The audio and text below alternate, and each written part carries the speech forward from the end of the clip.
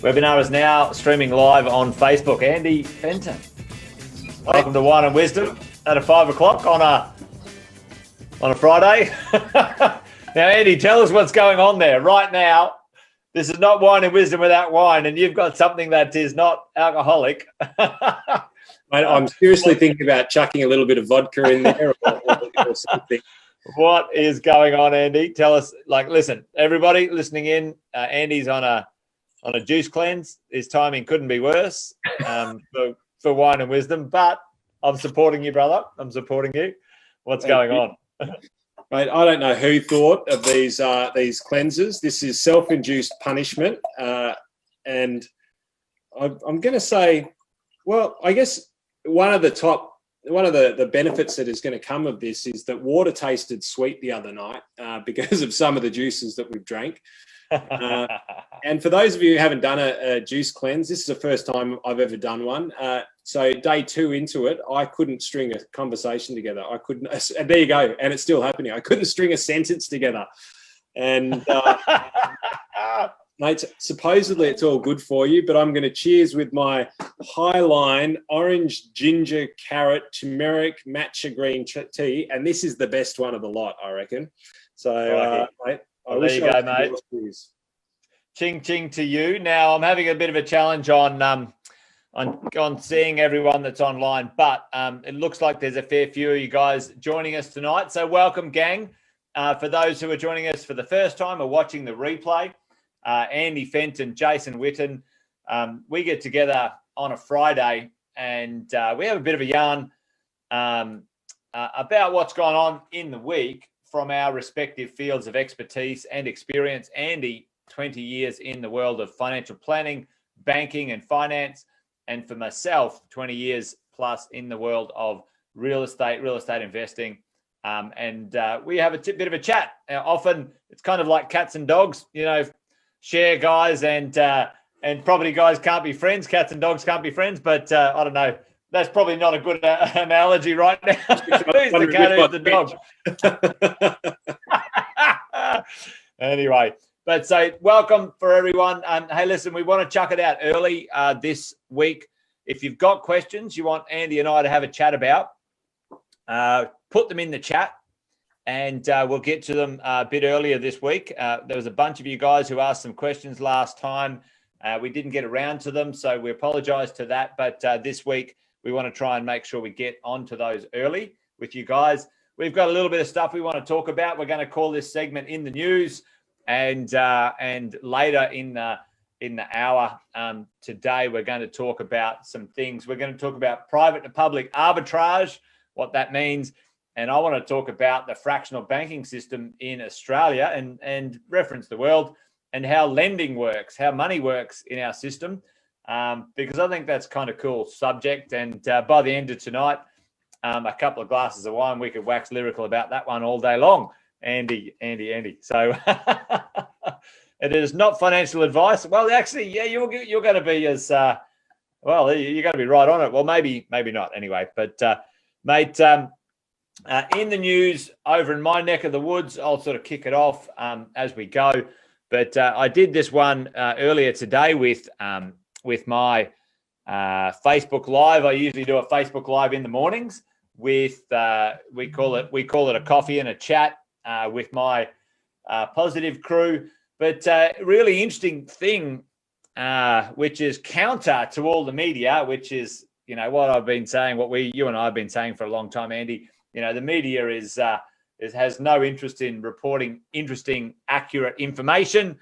They're only interested in getting eyeballs on their stuff. But really, gang, the national vacancy rates in the real estate game across the whole country fell in the last 12 months from 2.3% across the whole country to 2.1%. Wow. The vacancy rates have fallen, and this is where I talk about it all the time. Listening to the right providers of good information and data is super important. I went into it in depth this morning, Andy, on my coffee and a chat. But really, at the end of the day, it's a tale of a number of different cities. When you think about, which ones have increased in having properties vacant, and we dive in and have a quick look at that, where we might say, all right, well, Melbourne's had an increase in vacancy, and slightly Sydney has had an increase in vacancy. And you think, well, Melbourne's having a tough time, but really it's actually the majority of those vacancy increases, close to 70% of those vacancy increases, are in the CBD postcodes, in properties that were used for short-term accommodation. So really interesting. It's not endemic across the property marketplace. And if you have a look, Andy, Perth, check this out. Perth, this is a leading indicator for me, and we've always seen this. I've talked about this for a couple of weeks now. Perth, extremely low vacancy rate. Perth, the second highest average income in Australia. Perth, the lowest average house price in Australia. And I'm not telling people to buy right now, because I don't think it's a time to buy right now, but Perth's one to watch, and it hasn't done anything for 11 years. And mining, iron ore prices highest in 8 or 10 years, Andy. I can't. You might be able to tell me that one as we go along. Years, but it's up. Yep. It's up. The prices are up. But for me, we have a look at this. These are indicators. They're not absolutes. And we have a look at Adelaide, vacancy rate down. Brisbane, vacancy rate down. Canberra, vacancy rate down. Darwin, thank God, vacancy rate down.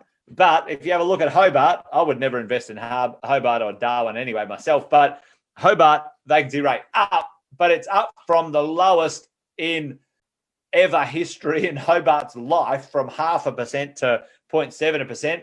Not a big deal. Don't worry about it, right? So that's what's in the news for me in my world of, vacancy rates, big, good information this week when it comes to the real estate game. A couple of other things. I always like to watch the Australian Financial Review. They used to be very good. These days, they're a bit sensationalist as far as I'm concerned. I think they're getting a bit loose. But this, for the first time, I've seen a headline that's actually wasn't stupid when it came to drops in average prices. And yeah, I reckon Sydney and Melbourne could have an adjustment on average house prices between 10 and 15%. I said that a while ago. Actually, that was coming way before COVID. There was an adjustment coming before COVID.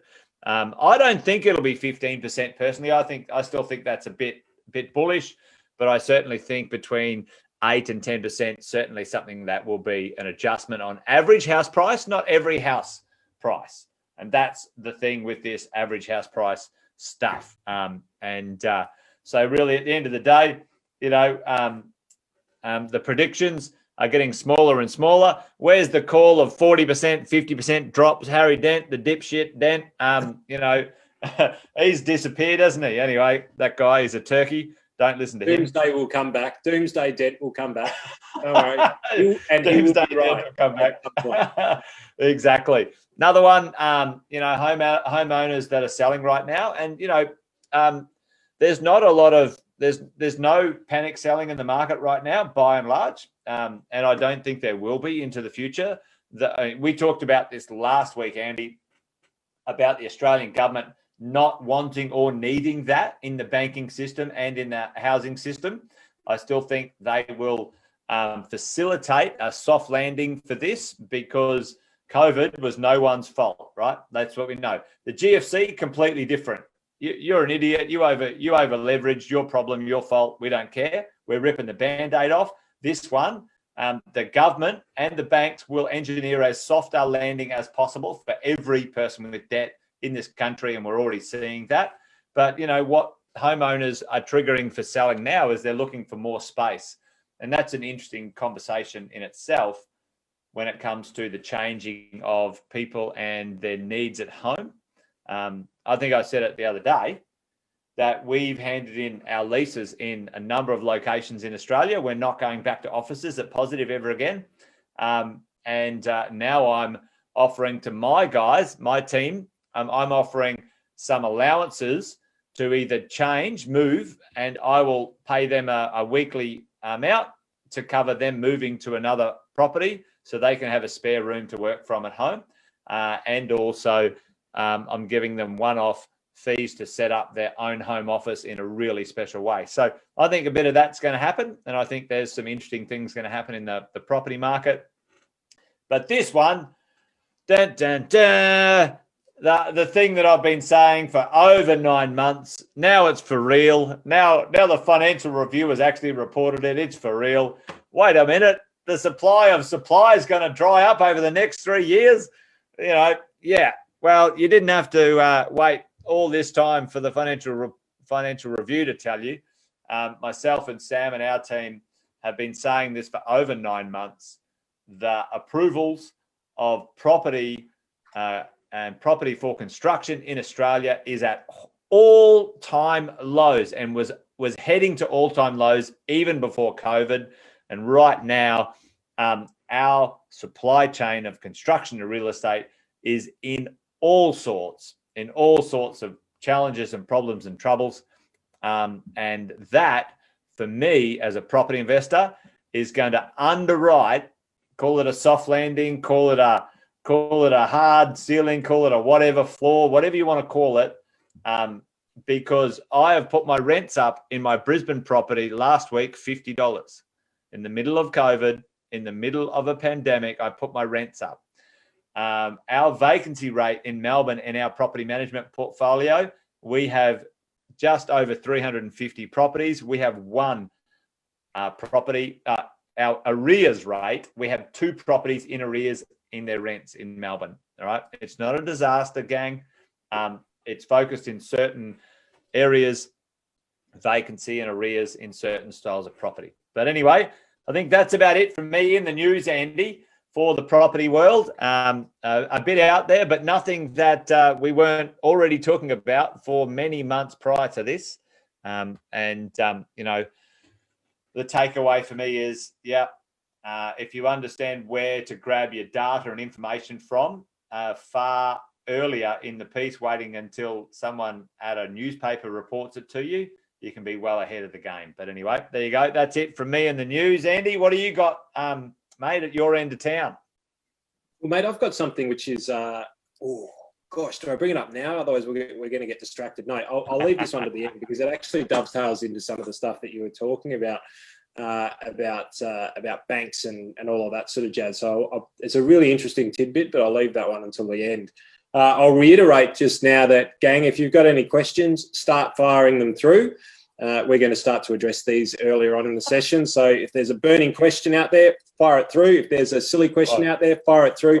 This is some sort of weird carrot juice, and thank you for all of your support and kind words down here that I'm not sharing a wine tonight. It's I've got a comment here from Graham. If Graham's still on, I don't know if it was a tongue in cheek or he's having a shot, but he's saying you guys are having wine and wisdom, and I'm at the beer and bullshit stage today. So I love it. Welcome on the journey. Awesome. In the news, it's constantly interesting what's actually happening around here. For those social media fans, and most of you are on here are knowing about it. Some of you will have already heard about this, but it's becoming really interesting now. They've got so TikTok, which is one of the new social platforms. And I think we've even talked about this on a Wine and Wisdom before. Yeah. TikTok are probably one of the biggest competitors or potential competitors to Facebook out there. And apparently Mark Zuckerberg brought it up to Mr. Trump at a private dinner about the data security of having a Chinese company owning this technology. So in very pragmatic, measured form, using a lot of data analytics, the way that Trump seems to run America, he almost immediately went out after that dinner and said, we're going to ban Facebook in America. TikTok in America. Unless, and cop this for a clencher, unless you sell it to an American company. So talk about trade war. That's an extraordinary reach. Now, this has been around for a little while, but one of the front runners in there is Microsoft, which is interesting. Right. But now the US government are being sued by TikTok, which is, I'm wondering how many videos are going to be shared on the impeachment hearings that'll come from it, or the legal case. I just thought it was hilarious, but it's an interesting one to watch because TikTok really is one of the big firers as far as taking social distribution. And so Microsoft's share price rose quite dramatically when this was announced. And if a merger like this or an acquisition like this does actually take place from we won't call them second tier tech companies because they're all top tier, right? But somebody who wants to break into that social race and give TikTok a run, give Facebook a run for its money. Geez, even I'm saying TikTok first. Perhaps we should be going live on TikTok. So, mate, that's an interesting one. And I've never, ever seen in my life, I don't think, where a government has basically banned a company unless it was sold. It's extortion, really. Well, if it was going to happen, it'd be a Trump, wouldn't it? That's a Trump move, right? So, anyway. But what's happening in Australia, like, Andy, in that vein, right now, YouTube and Google are having a little bit of a spat with the Australian government in and around that sort of stuff as well, right? So, I see it popping up in my feed, in my YouTube feed and whatever it is. So it's kind of floating around, isn't it? There's a bit of a theme. But there certainly is. But an American economy taking on one of the companies that operate in it, who want to penetrate that market, probably have a little bit more sway than what the Australian market does to Google, because I'm pretty sure that Google's balance sheet could still pay out our national debt. It probably could. Yeah, you did right. So if push comes to shove, Google to buy Australia, at least then we'd have some good governance. Ooh, did he go there? Yes, he did. Did we go there? I mean, this is an interesting thing, isn't it? Some corporations now around the world are bigger than I think you said it last time. Last one in wisdom, bigger than full countries. GDP. Like unbelievable. It's the Blade Runner or the what's the other one?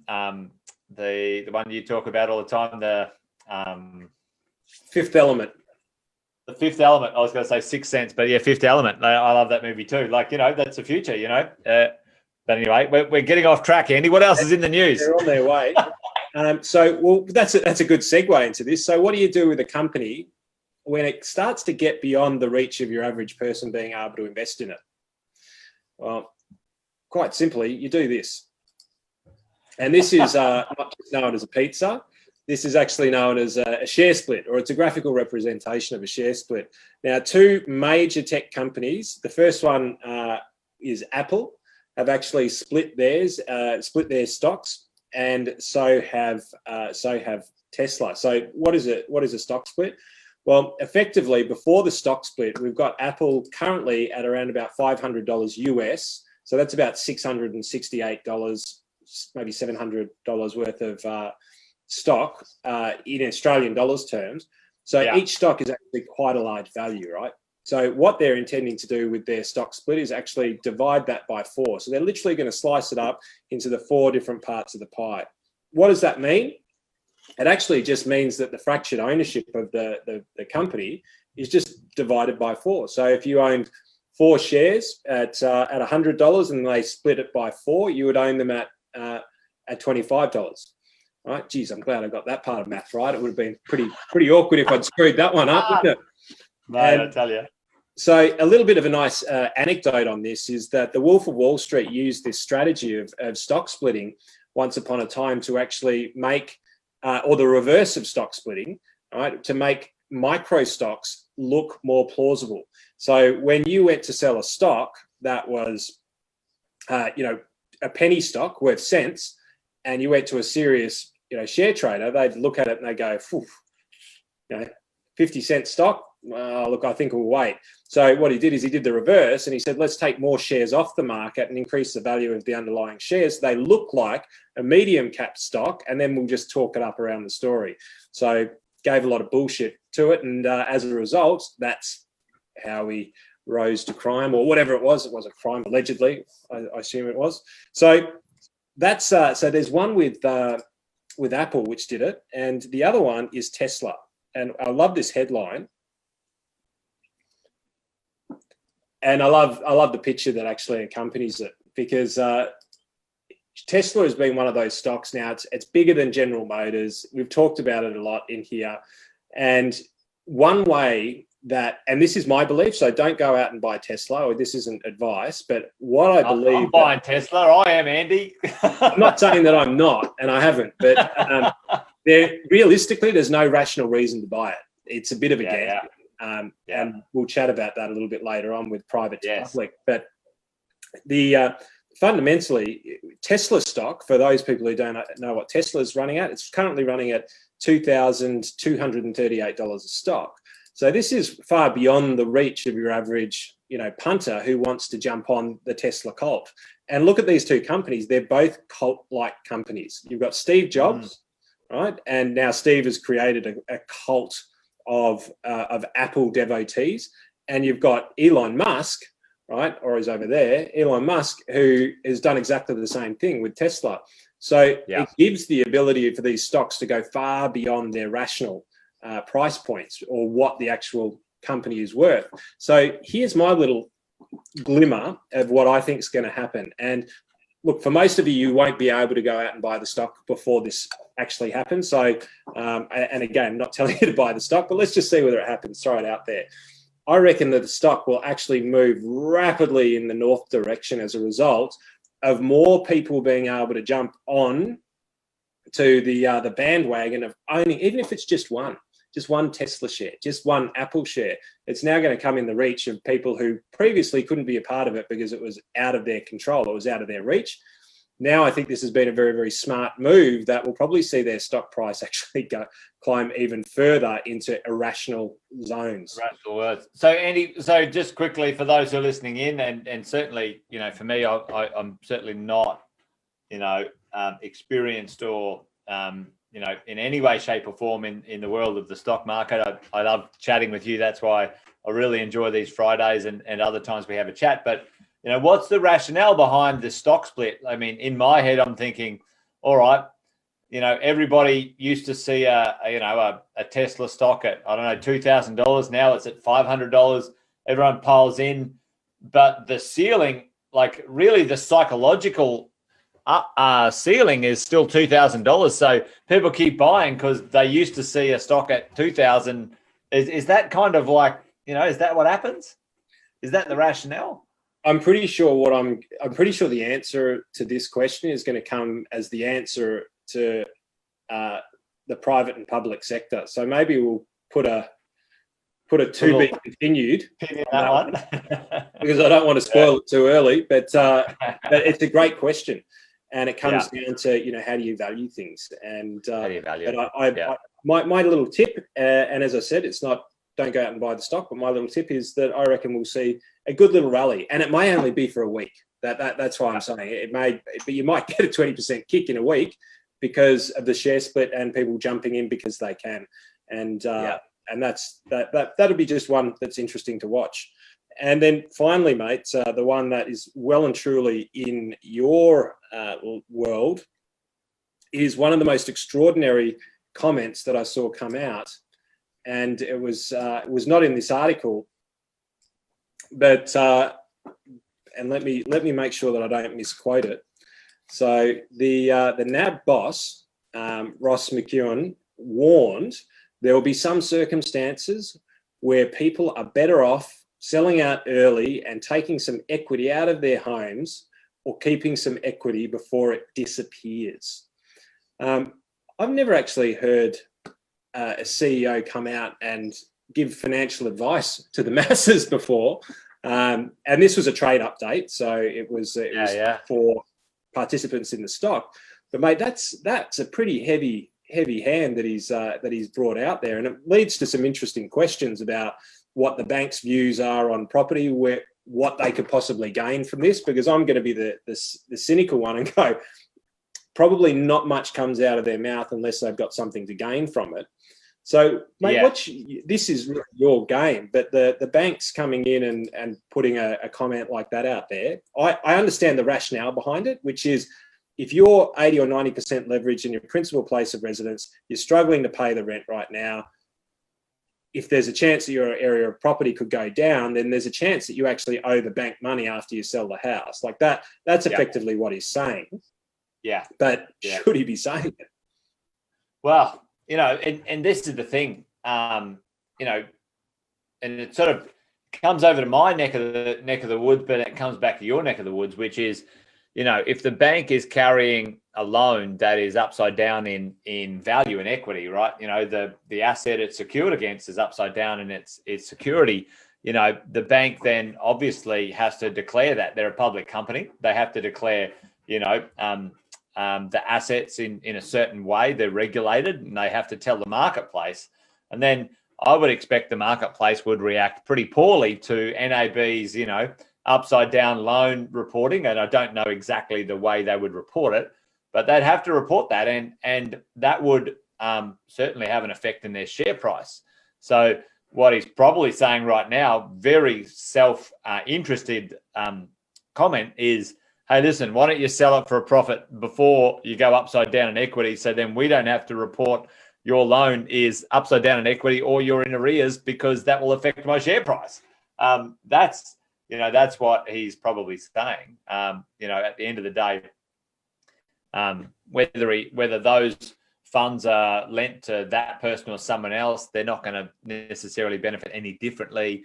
There's no limit. They don't need funds back to then lend to others. Like, there's nothing going on like that in the banking system. So 100%, I would say it'd reflect badly on their share price, because their book, is not AAA rated anymore. It's, A- or whatever it is, and that affects their share price. So, but I would say 100% self-interested commentary around their share price, and how they report on, the value of their loan book to asset ratio.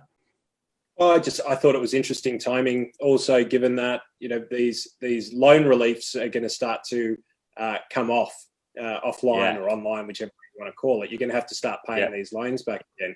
And it's probably not a bad idea to scare the shit out of a few people so that they can equalise their balance sheet. But outrageous commentary from the CEO of the NAB, and so it's in the public domain. I was astounded when I read that. Well, it's pretty loose commentary. It's like, you should sell your properties, and this is an interesting thing. This is what I'm. And it sort of plays into sort of the wealth psychology, and I've sort of chatted about this a few times with my crew. Who are we socialized to trust in our economic world of influence? Who would be the high trust, and then reducing it down? Well, by and large, the guy from the bank would be very high on the trust and advice scale by default, not by quality of experience or capacity or qualification or whatever. It's just works for the bank. They must know what they're talking about. The other one that is like a real sort of immediate default trust is your accountant. My accountant said so, and at the risk of offending a few accountants who might listen in or not, most accountants never create any significant wealth for themselves. They're mouthpieces for the ATO. They're not wealth creators.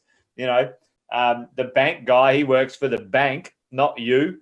So, but we give away this power, Andy, without question, in that space. There's other places we do that where, we give away power to a police officer or a teacher or a nurse or a doctor, or like those are default positions, in different places. But in our financial world, what is that default position? If I said to you, what do you reckon? Get a real estate agent, a banker, an accountant, and measure them in trustworthiness or whatever, you'd go, real estate agent should be down here, and the banker would be up there and the accountant in here, and it's an interesting process to go through. But it was funny, wasn't it? When I don't know, and some of you who are here listening today, Sam, Vivian, Shelley, good to have you on board. Might have remembered when we first started doing this, and we had Paul Sidorovsky on here, and we had a few other guests, which we'll bring back again soon. And each time we introduced one of them, I think I was on to put my foot in. I've gone, as accountants, you've got a bit of a dubious track record. And then I realised, well, hang on, I'm an advisor. You're in the real estate game. We're all bloody tainted with the bad brush, aren't we? Yeah, the trinity of trouble. And the trinity of trouble. It's like, let's run to the bank manager. They're the person of most least ill repute. And but it is really interesting, isn't it? Because it goes to commoditization or necessity. It's like or then just basic fundamental blind faith a lot of the time is who my brother uses. Yeah. Or we just go to the banks because we don't know who to trust. And that is the biggest oxymoron you could ever come up with. Mate, totally, mate. Yeah. The head of a bank sort of giving, literally telling the general public, hey, sell your properties before you get into trouble, because, which is no better than, the mad media, fear-mongering, misinformation and stupidity, at the end of the day. So, it's an interesting one. It's self-interested. It's a self-interested comment. You're spot on. He's only saying it because he's probably on the hook for the value of his share price, and he knows if he's got some loans that might go upside down, his share price will go down, and he might lose his friggin' bonus. That's the motivation of the commentary every day of the week. Mate. Good pick up in the media, mate, because it's interesting times, as we've said 1,000 times in the world of COVID and those sorts of things. But mate, interesting market time out there right now. What's going on from last week, mate? We sort of had a bit of a chat about a couple of concepts. You were mentioning Tesla there before, and folks, I was sort of chatting to Andy just before we got online about me being very excited about Tesla. I've been researching to do a bit of solar in and around my property here, and quite keen to get that going. But one of the interesting things, I was watching a bit of a documentary about Tesla's bigger plans about using some of its products, cars, power walls, all sorts of things to become, storage systems for electricity and selling that electricity back to the grid in really smart ways, around the world. And, to make the commentary a little bit sort of compressed into one space, Tesla is selling Tesla cars, and it's like Andy said, it's bigger than General Motors now. I mean, it's producing a lot of cars, and it's only going to speed up. And those cars carry batteries, and those batteries, by and large, aren't used all the time. And so Tesla's plan is to, have those batteries connected via a special set of software in the grid all over the world to be able to store sunlight in your car battery that's in your garage, and they're charging it, with a solar panel from somewhere else. It's an amazing concept. And that, for me, that's part of the dream, Andy, where it's like, I don't really care about, Tesla's, cash flow. I'm a believer in the dream. I'm buying in. I'll give them some money. Take my money.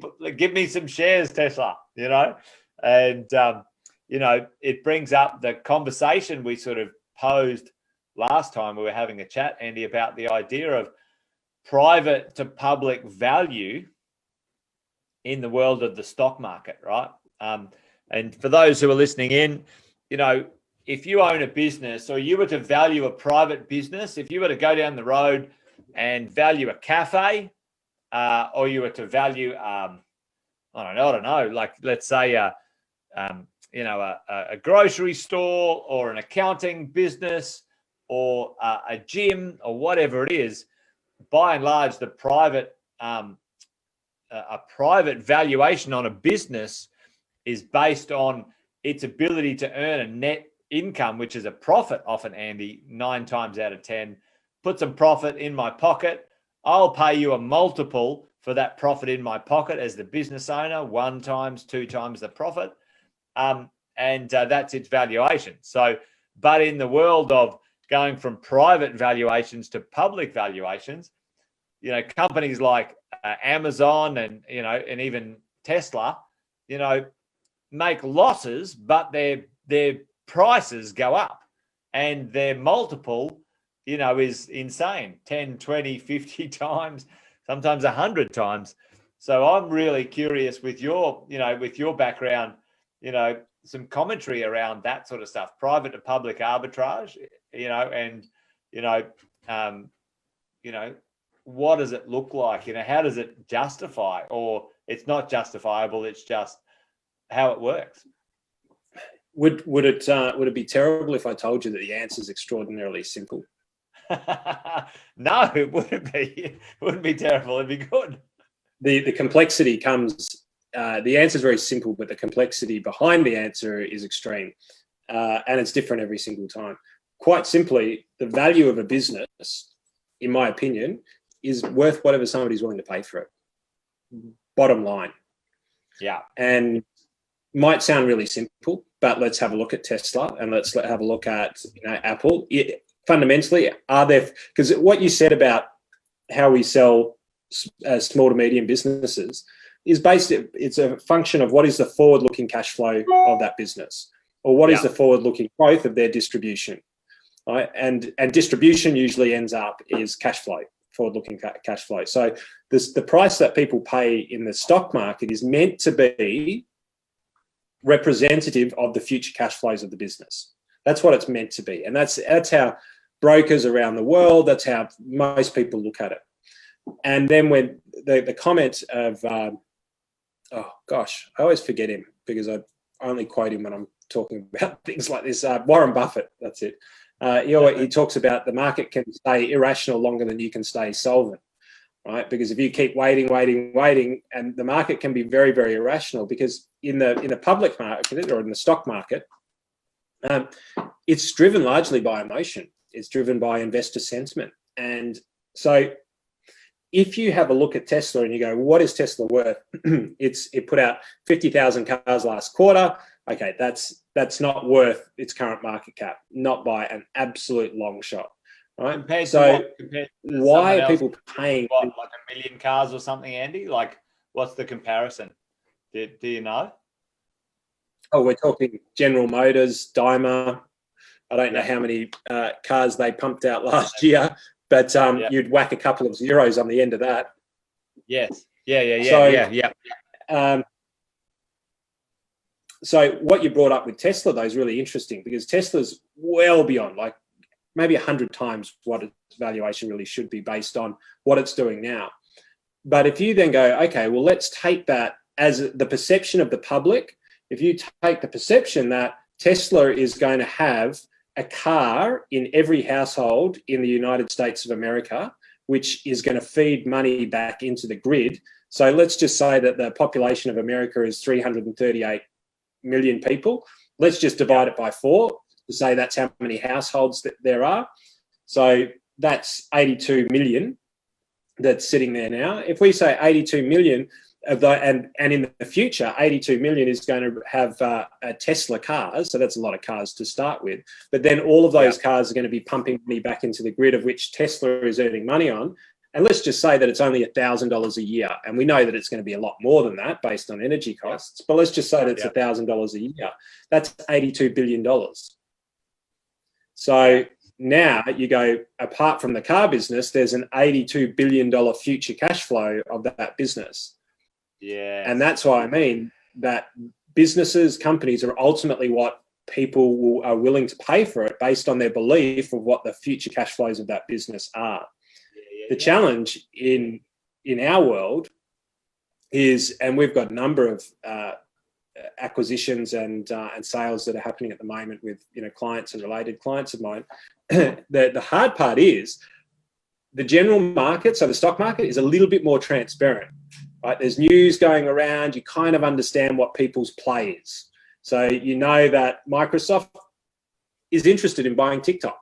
You know it. And you don't know what price, right? But then people can start to work out distribution for Microsoft because, okay, well, what's Microsoft going to use TikTok for? It's going to use it as a social platform. So Microsoft's infrastructure, TikTok as a distribution platform, they can do the algorithms and start to figure out what that looks like in the future. And it's going to be nowhere near right?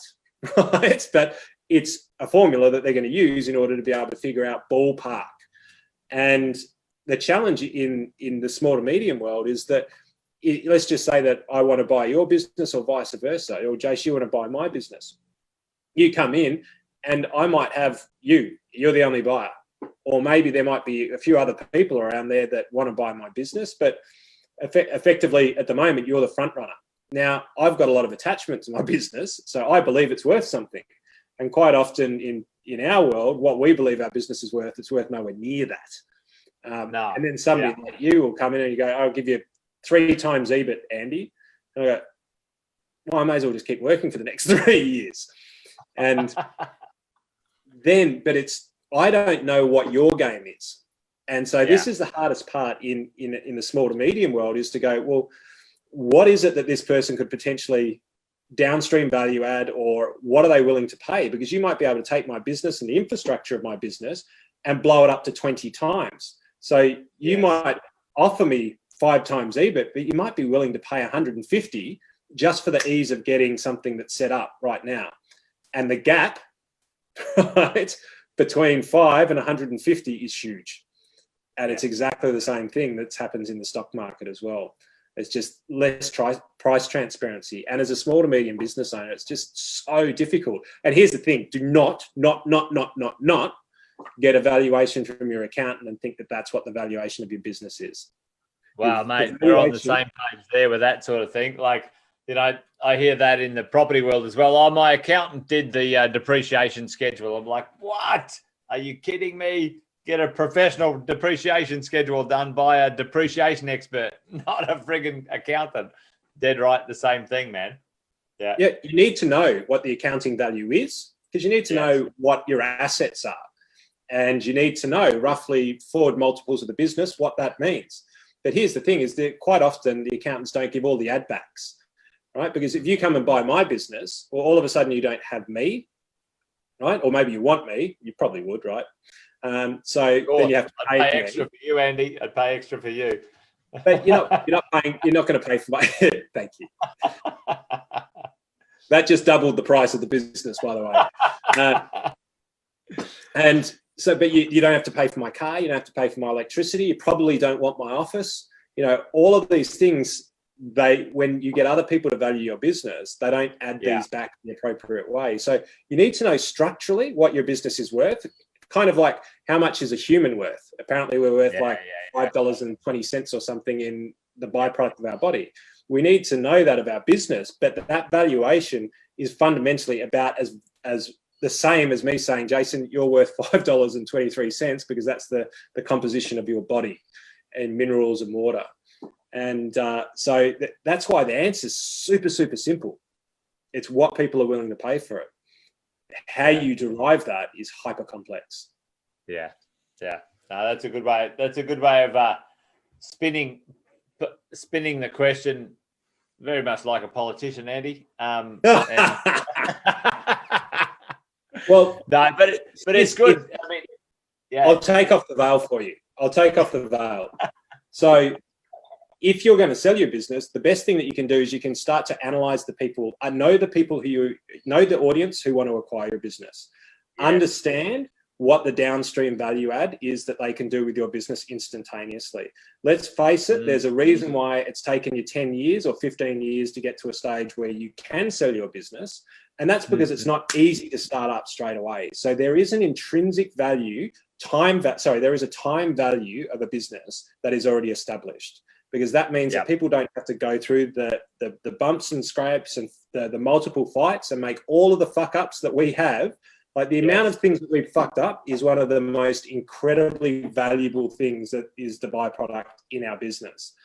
Yeah. And that's why quite often they want to take you with the business. So the best bit of advice I can give in our small to medium business game is to understand what the downstream value add capabilities, probabilities, and possibilities are for the people who are acquiring your business. And that means you need to know what they do. You need to ask incredibly good questions. You need to do background research. You ask for references of the people that you're selling your business to. And you've got to start to figure out what their capacity is and go, you know what? Okay, the fixed value of my business is $3 million. It's taken me 10 years to get here. And the IP in this business is probably worth $1 million by itself. Because can anybody else create this? And does anybody else have this? Well, they might have it, but it's in a different company. So you have to put some tangible value around that. And then if you want to get to their price, as close as you possibly can to their price, you need to be able to understand how they can take your business and create great opportunity from it. And that will get you closer to what you should sell the business, but you'll never get it smack on the money. It's a good one. It's a good one. Any of the business owners listening in, you know, some of the IP and systems you create will add massive value to those who potentially would buy it in the future, because they don't have to replicate those. And if those systems and IP are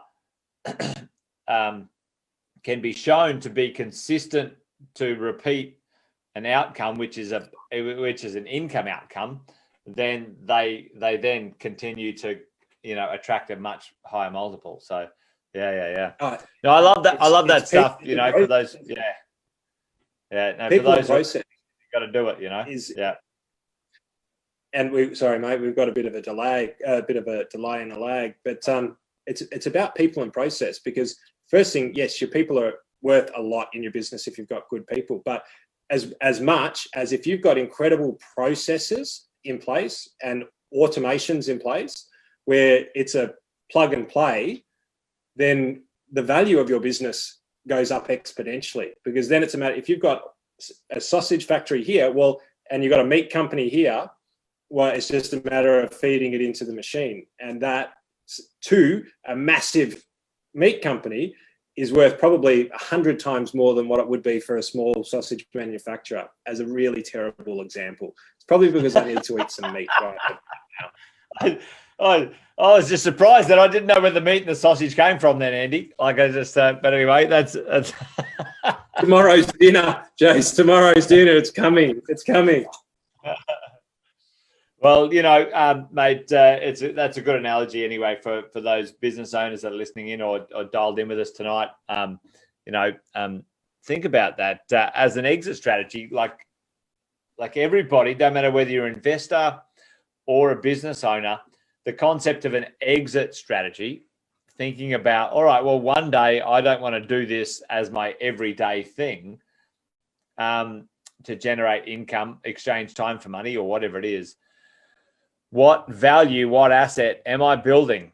What value or asset am I exchanging time for money and creating into the future? Which is that thing. I did a video ages ago, which was, you know, how do you qualify and quantify your value, your personal value?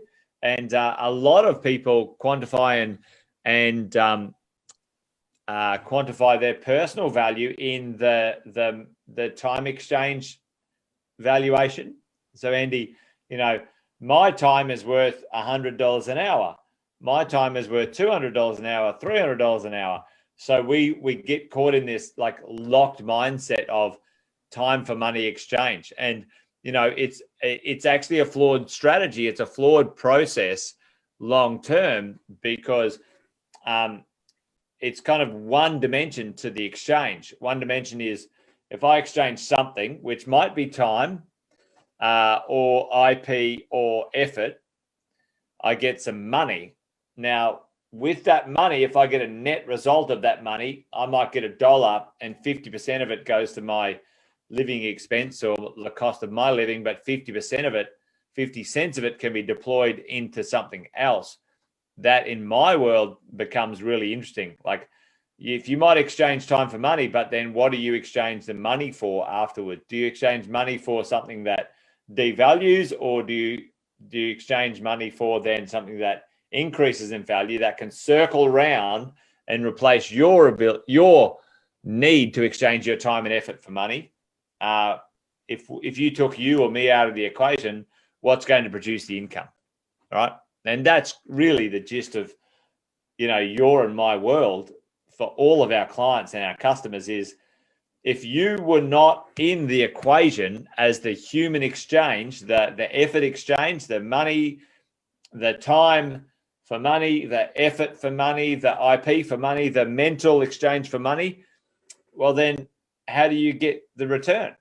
Like, how do you quantify that? What are you doing? And that's where we sort of come in and we talk about this stuff about getting assets, shares, businesses, properties into the future that work when you don't want to, or you don't have to. That's really the conversation. And valuing that is really super important in both ways, valuing it from a emotional, mental point of view, but also valuing it from a practical, dollars and cents point of view, as we go along. I've seen you do that, do the life cycle of people through their ages, as they get a bit older, their capacity for value exchange, time value exchange in the marketplace actually decreases.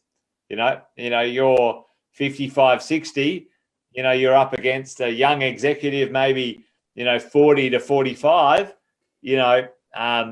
a lot of people would see the younger person having more value exchange from an energy point of view, time and effort point of view, compared to someone who's a bit older. Like, there's this kind of inverse, bell curve in that sort of space. So, good conversations to have, mate. That's for sure. Mate, I like it. I've never thought about it from that perspective before, but given the fact that we're talking about Tesla and batteries, it's a really, I think you've created a great analogy there. But it's a matter of, yes, we're deploying energy into our occupation, whether it's salaried employee or whether it's a business owner. Yep. If it's a business owner, your exit game is you storing some of that energy for a point down the track where you can redeploy it. And if you're not doing that, then you need to be storing some of that energy into property, into investing, because eventually you will not be able to run your business anymore. And if you're not structuring it for sale, to store that energy for sale, you need to store some of that energy somewhere else where it's going to be able to provide for you later. And ultimately, if you're an employee within a business, you've got that energy that you're deploying and you receive energy back. And it's a matter of going, well, do I just put it into today and every last bit goes into the moment? And that's fine if that's the way you want to live, but there will be a day where it will not be there. And so you've got two options. You either start a side hustle or look at business, and you start a side hustle in order to be able to put more energy and store more energy for the future. So I guess the analogy there is, or the question is, for your future, what energy are you storing?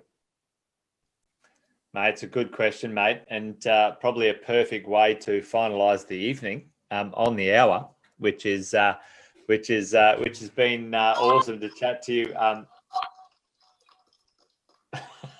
I couldn't hear it, Andy. You might have to share it and do the thing again. But I think that's perfect, because at the end of the day, really, both your and my world live in this space. What resources, what energy are you storing for the future, and what will that produce? A renewable source, right? So, and I actually really like that analogy. I love the way you think, Andy. Like a renewables, a depletion energy system or a renewable energy system, which is got a positive return curve or a negative return curve. Because you see, you've seen it, I've seen it. I've seen people saying, right, I've got 200 grand in my super, I've retired and, I've got 4 years and then it'll be all gone. That's a kind of like they stored it, but it wasn't a self-perpetuating positive return system. It was a negative return system. And now they just deplete it till zero and then, that's it, I'm done. Or if we build a positive return system where you can store that energy, but it's actually replicating at a far greater rate than its requirement for expenses, then that is exactly what it's all about. I like that, mate. I like that. That's so clever. Who said we weren't in renewable energy? Right? This is we're green energy right here. It's all about green energy. We are green energy, mate. Green energy investing, not what you think. This is where we're going. I love it, mate. I love it. That's perfect, mate. That's awesome, mate. It's been really good to chat with you tonight, buddy. Awesome. There's been a fair few people online tonight, but they've stuck with us the whole time, which is awesome. So great to have you guys on. Lee, Rod, Damien, Emily, Jace, Jono, Christopher, Graham. I hope you're still there, mate. You asked us that good beer and bullshit question earlier in the night, which was hilarious, which was awesome. But hey, listen, gang, great to connect and see you guys again. Thanks for another wine and wisdom, Andy. I've done my wine and I've maxed on my wisdom, I think. Yeah, well, there you go. Juice for you. We'll see how that works out. Yeah. I'll tell you tomorrow after my coffee. That's it. Anyway, all right, buddy. Well, great to chat with you, mate. Thanks for everyone dialing in tonight. Fantastic to have you guys online, and hopefully we added some value. And I didn't get a chance to talk about the banking and finance system, but I want to put a pin in that one for next week, the evolution of the bank. And I don't know, I'm going to drop this one over the fence, Andy. Did you know that the Commonwealth Bank actually was our Reserve Bank of Australia right back in the early days of banking, and it split? The Reserve Bank of Australia actually was created from the Commonwealth Bank, and the Commonwealth Bank turned into a regular, everyday savings and loans bank. Anyway, we'll talk about that next week. I think after our what's in the news, I think that would be kind of cool to talk about the banking system, the fractional lending process. I threatened to talk about that last week, but we didn't get a chance this week. But we had some great conversation to have. But dial in next week, gang. We're going to talk about fractional lending and the banking system. Might curl your toes, but it is what it is. And if you use it to your advantage, then in a safe way, you'll be all good. But all right, mate, that's it from us. Thanks, everybody. Take care. Have a great weekend. Thanks for joining us on a Friday evening, and have a great one. And we'll catch you next week, gang. All right, take care. Thanks, Andy. See you, mate. Bye. Bye.